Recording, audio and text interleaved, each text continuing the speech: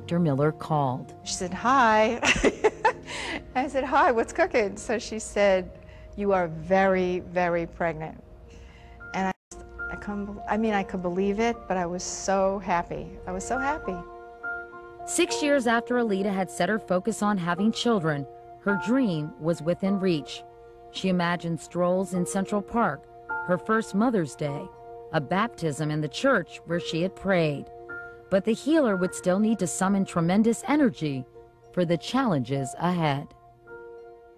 Coming up, a new mom-to-be faces the spotlight and some tough questions. Is it really the case that you are never too old to parent? I don't intend to wind down and get decrepit. Good advice for mothers of a certain age. You gotta hand it to Aleta St. James. She was so positive about getting pregnant in her 50s. Nothing seemed to faze her, not the waiting or the disappointments or the expense. And this process is expensive. Aleta spent almost $40,000 in her efforts to get pregnant. Now that ordeal was over, and a new challenge begins. After 6 years of hope and hard luck, pain and perseverance, Aleta St. James was expecting not just one baby, but twins at 56. When he heard the news that Aleta was about to become a single mom, her brother, who doubted she would actually get pregnant, was stunned. A first-time parent himself at 50, Sliwa gave her the same grief he had gotten for having a child late in life. I said, "My God, you're going to be swigging Geritol and taking Bengay baths in just a few years when these kids are putting you through the mill in the playground." Aleta, who may be living proof that 50 is the new 30, had no intention of slowing down. But by the time the press caught wind of her remarkable story, just a few days before she delivered in November 2004, she was suffering from such intense hip pain, it was difficult to walk. What is 50 now? 50 is young and vital. And while her age created a public hullabaloo, it wasn't the cause of her intense discomfort, according to her high-risk obstetrician, Dr. Jonathan Schur.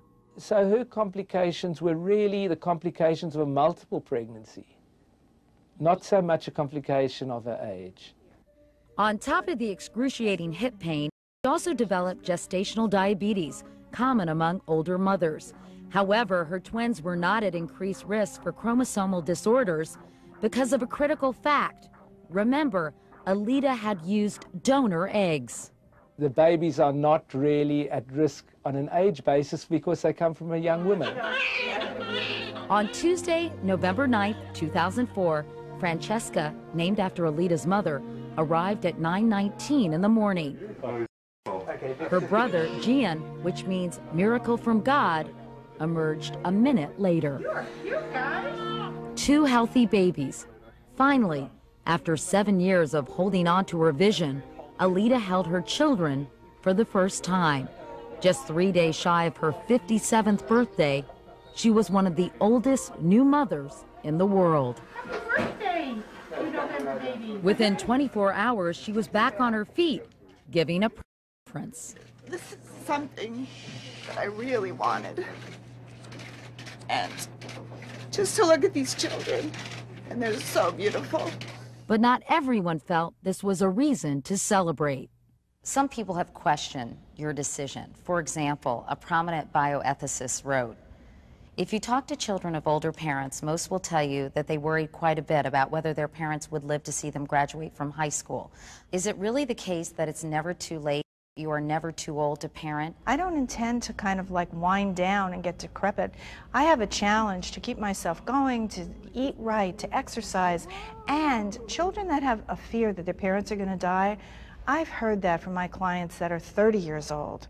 If getting pregnant in her 50s was a test of perseverance, the first year of motherhood was a test of endurance. She had spent decades living alone with 2 dogs in a small New York City apartment. Now at 57, she was adjusting to the ever-changing rhythms of babies, a full-time nanny, and learning what it means to be a single working mom. Within 3 months, the emotional healer was back coaching her clients.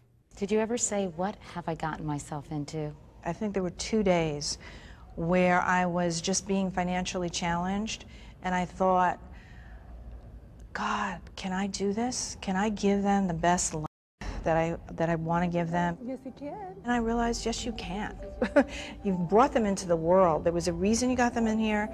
They're supposed to be here, and you can create it. I have never believed in limiting myself to dreams other people will approve of. 2 weeks after giving birth, Aleta started writing Life Shift, Let Go and Live Your Dream, a guide on how to transform your life by using the techniques she practices as an emotional healer.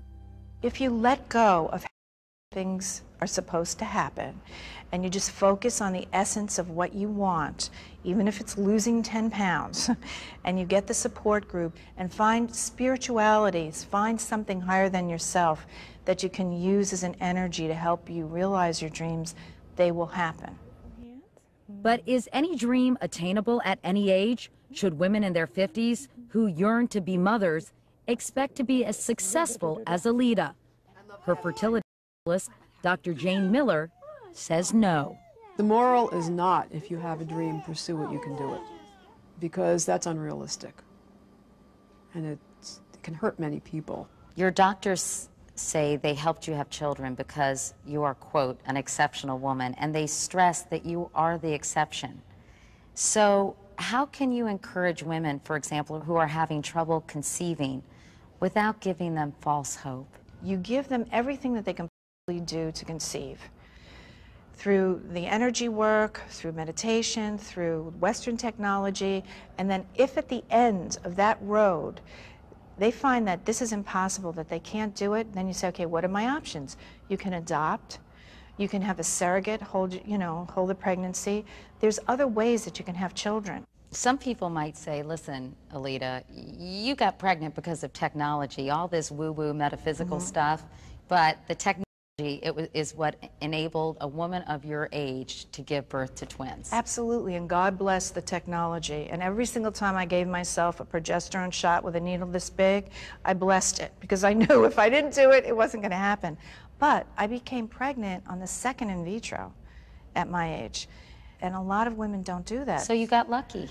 I used those energy tools. That's what I believe happened. I want to welcome you all here. On April 17th of this year, Francesca and Gian were christened in the Catholic Church where Aleta had prayed to get pregnant. You have asked to have your children baptized. She had invited family and friends, clients and caregivers to a baptism with one of her signature twists. Aleta had chosen 26 godparents, 13 for each baby, and asked them to bestow a special wish. Gian, my gift to you is an opportunity to join us, to travel with the gift of joy and laughter for you. Lasting peace and joy in your lifetime. And my gift to Aleta is to remind you always that God never gives you more than you can handle. It was a beautiful ceremony. And the priest, thank God, he just went along with it. And it was very moving. If it takes a village to raise a child, Aleta certainly had created one. Among her supporters, her parents, both in their 80s. Proud, they say, of how Aleta had manifested her vision. Amen.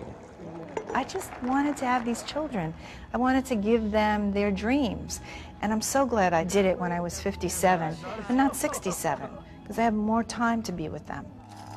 When I look at them every single day and I see them growing and doing different things and developing, it's like a miracle for me. It's the best thing I've ever done in my life. To learn more about Aleta St. James and to read an excerpt from her book, you can visit our website. The address is dateline.msnbc.com.